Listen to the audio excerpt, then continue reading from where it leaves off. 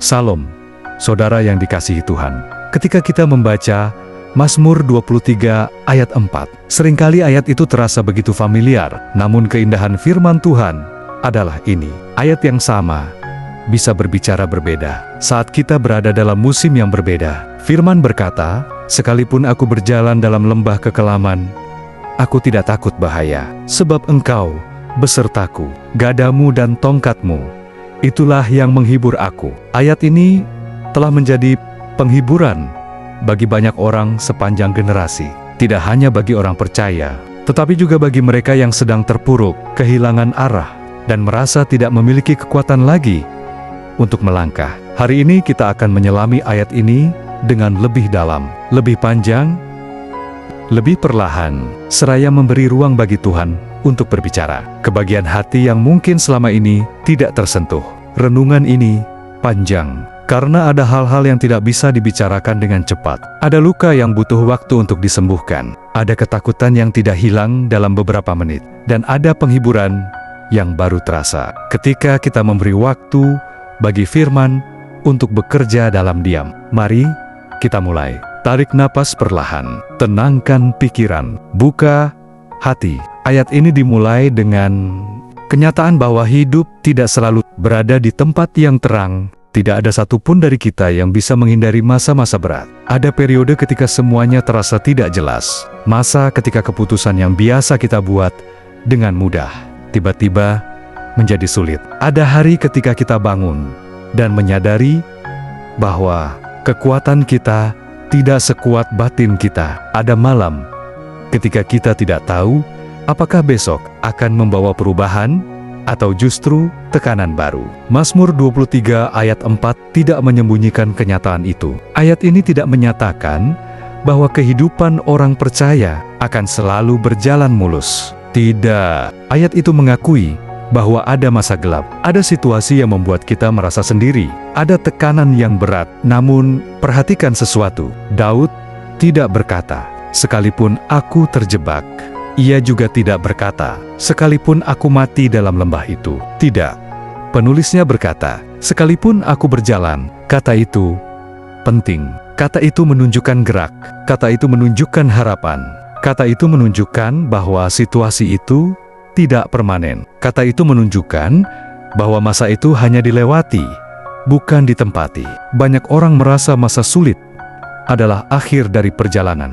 Padahal firman Tuhan mengatakan, itu hanya bagian dari proses. Ketika seseorang berjalan, ada tujuan di depan sana. Ada sesuatu yang Tuhan ingin ajarkan. Ada sesuatu yang Tuhan sedang bangun dalam diri kita. Bentuk masa sulit bisa berbeda, tetapi rasanya sama. Lembah kekelaman bukan hanya tentang masalah besar. Kadang itu berupa tekanan batin, kecemasan, rasa sepi, merasa tidak berarti, atau tidak melihat masa depan dengan jelas. Kadang itu berupa masalah keluarga yang membuat hati jatuh berulang kali.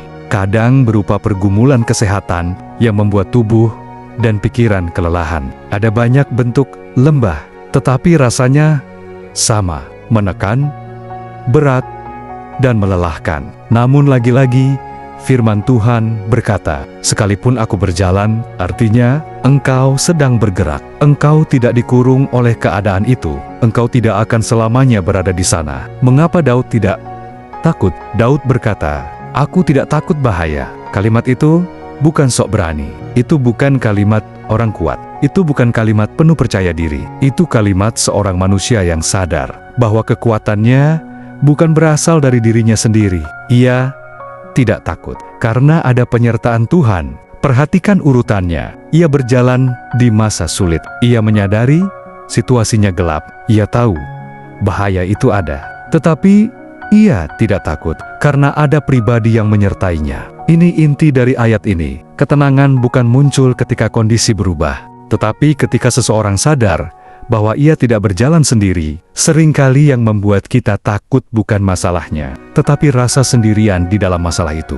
Ketika kita tahu kita tidak sendiri, rasa takut itu berangsur turun. Kisah nyata. Kisah Janet McLean, tahun 2017, di Texas, Seorang wanita bernama Janet McLean baru selesai bekerja pada shift malamnya. Ia mengambil jalan yang biasanya ia lalui, jalan yang cukup sepi di malam hari, tanpa ada tanda-tanda sebuah truk besar dari arah berlawanan. Kehilangan keseimbangan, melintir dan menghantam mobil Janet dengan keras sekali.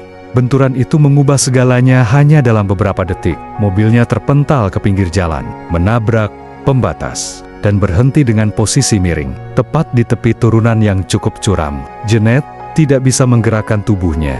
Ia hanya mendengar mesin mobil berderak, seolah siap terbakar.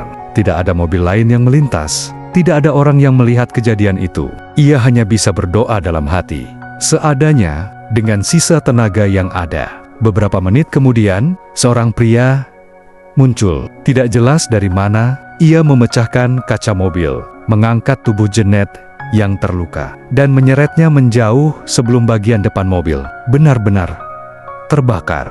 Ketika tim penyelamat tiba, pria itu sudah tidak ada. Tidak ada nama, tidak ada ciri-ciri jelas, tidak ada saksi lain yang melihat siapa dia. Polisi mencoba mencari pria itu, namun tidak berhasil. Setelah sadar penuh di rumah sakit, Janet hanya bisa menangis dan berkata, "Saya tidak mengerti siapa orang itu, tapi saya yakin saya tidak sendirian. Tuhan mengirim seseorang untuk menyelamatkan saya." Kisah itu menyebar.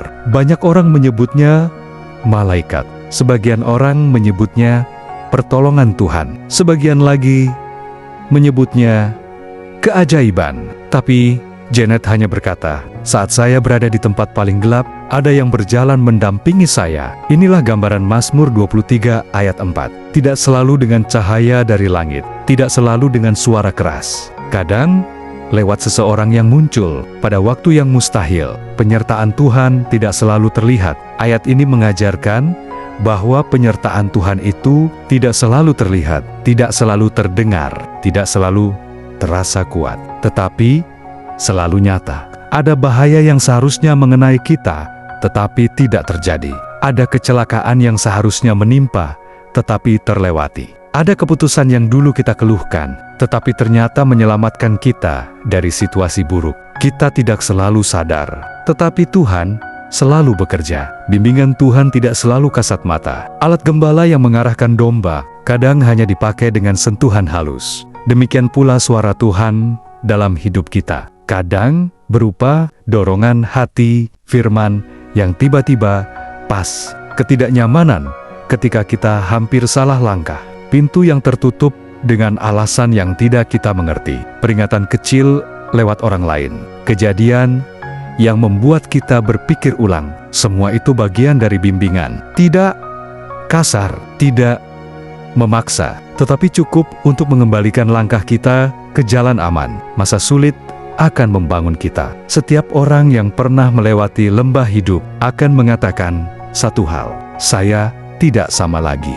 Ada kekuatan yang terbentuk, ada kedewasaan yang tumbuh, ada pemahaman baru yang tidak bisa diperoleh dari buku. Masa sulit membuat seseorang lebih peka pada suara Tuhan, lebih rendah hati, lebih menghargai hal kecil, lebih kuat menghadapi tekanan, lebih mengerti apa yang benar-benar penting dalam hidup. Tidak ada lembah yang sia-sia bagi Tuhan. Mazmur 23 ayat 4 mengajarkan bahwa masa sulit itu nyata, tetapi itu bukan tujuan akhir.